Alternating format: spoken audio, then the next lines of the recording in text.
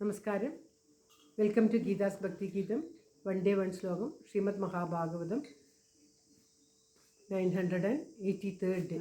Today 27th sloka of Pradhamaskandam 12th chapter. For details please see the other version. Om Namo Bhagavate Vasudevaya. Om Shri Krishna Paramatmane Namah.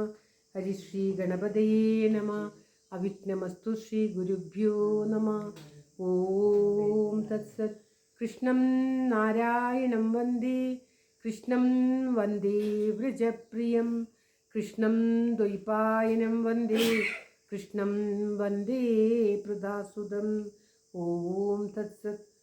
Shrimad Mahabhagavatam ഒരു ദിവസം ഒരു ശ്ലോകം 983 ദിവസം പ്രഥമസ്കന്ധത്തിലെ 12ാമത്തെ അധ്യായത്തിലെ 27ാമത്തെ ശ്ലോകം.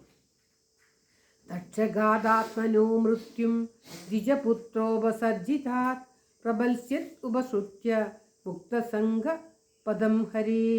ഓം തത്സത്.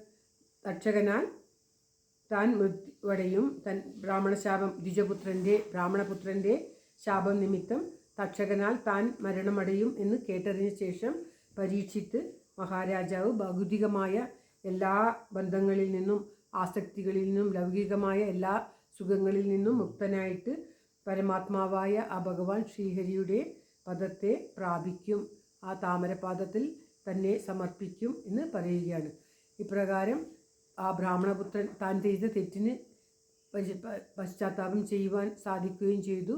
താൻ അറിയാതെ ചെയ്തുപോയ ഒരു അപരാധം ആ മഹർഷിയുടെ കഴുത്തിൽ ഒരു ചത്ത പാമ്പിൻ്റെ തോലെടുത്തിടുകയും അതുമൂലം വിഷമിച്ചിരിക്കുന്ന അദ്ദേഹത്തിന് ഈ ശാപം ഒരു അനുഗ്രഹമായിട്ടാണ് തോന്നിയത്. തൻ്റെ പുത്രനെ രാജ്യഭാരം ഏൽപ്പിച്ച് എല്ലാ ലൗകികത്തിൽ നിന്നും മുക്തനായി ഗംഗാതീരത്ത് ചെന്നിരുന്ന് അദ്ദേഹം ഭാവിയിൽ പരമഭഗവാനിൻ്റെ പദത്തെ പ്രാപിക്കും, അതിൽ സംശയമില്ല എന്ന് പറയുകയാണ് ഈ ബ്രാഹ്മണ ശ്രേഷ്ഠന്മാർ ധർമ്മപുത്രരോട്. ശ്ലോകം ഒരിക്കൽ കൂടി. തക്ഷഗാദാത്മനോ മൃത്യും ദ്വിജപുത്രോപസർജിതാത് പ്രബൽസ്യത് ഉപശ്രുത്യ മുക്തസംഗ പദം ഹരേ. ഓം തത്സത്.